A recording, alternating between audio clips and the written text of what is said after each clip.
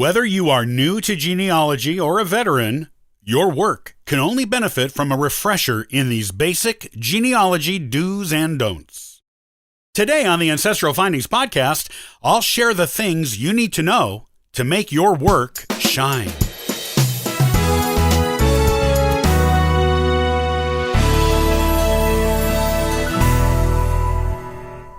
These are the things you do and do not want to do in order to make sure your research is accurate, sound, and verifiable.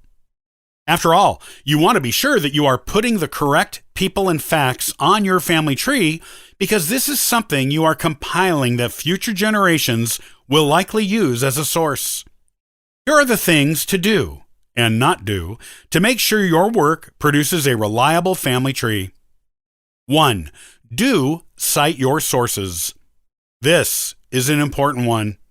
Too many inexperienced genealogists ignore the crucial nature of adding sources to your work. Every time you add a fact to your family tree, be it a name, date, place, or anything else, you must cite your source. This acts as both a roadmap for you to look at where you've been in your research so you know where to go, and for those who are using your work as a source, so they can retrace your steps in confidence that you are leading them in the right direction. 2. Don't take someone else's word for it. You can get genealogical facts from a variety of places. However, unless it is a primary source, meaning it was generated by the person mentioned in it at the time the event happened, or a person who was present when the event happened, you must look for verification. Family stories, things you read in genealogy books, even published family histories, and anything else that was not recorded at the time it happened by someone who was there is probably incorrect. You must look for verification. If no primary sources are available, you must look for enough corroborating secondary sources to be reasonably sure the fact is true. 3. Do label photographs. Nothing is more frustrating to a genealogist who is using photographs than to find some that belong to their family but aren't labeled. If they are very old photos, you may have no idea who is in them and only have a vague idea that they are even connected to you. This is why it is so important to label photographs as soon as possible after you take them, including the names of the people in the photos, where they were taken, and when, along with any other pertinent information, such as special events in the photos, like parties. If you come across old photos and are told who are in them by people who would know, label your copies right away. Use either an archival safe pen on the back of the photo or put it in an album with a label underneath it. For electronic photos, make the file name the label. 4. Don't copy someone else's online family tree.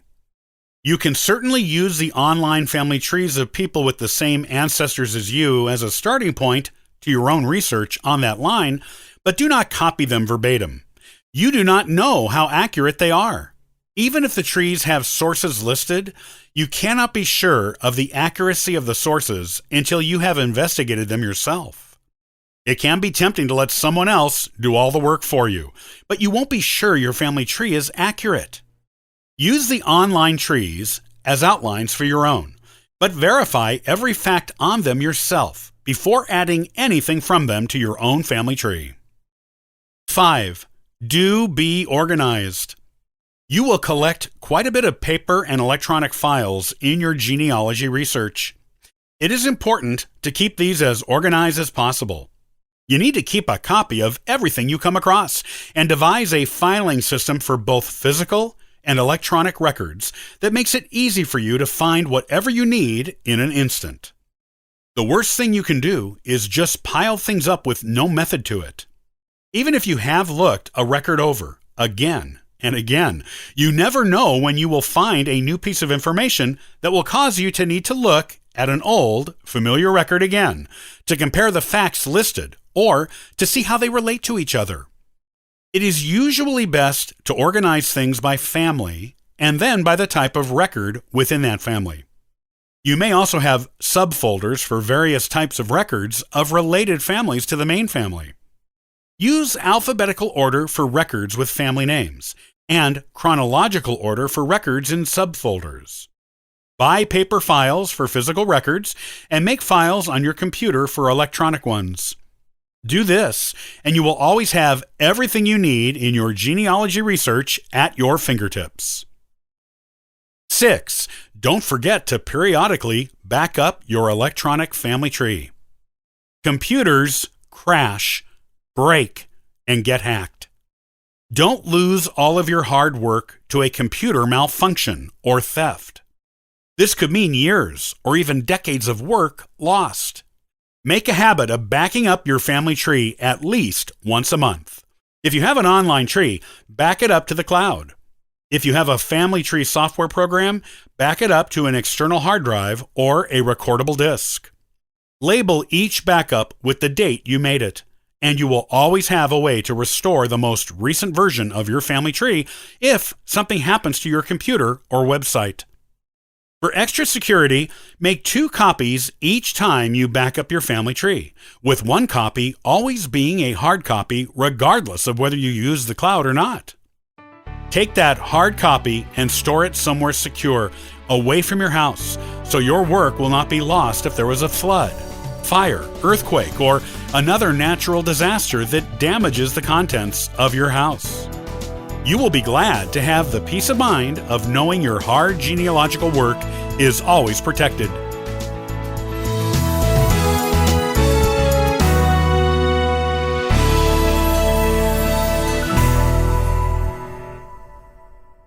Marriage records are one of the top 3 most basic record types of genealogy, along with death and birth records. If you haven't used marriage records in your research yet, you should. And it's time to start. Join me the next time for the top 6 most frequently asked questions about marriage records to get you started with this valuable genealogical resource. Copyright by Ancestral Findings, all rights reserved.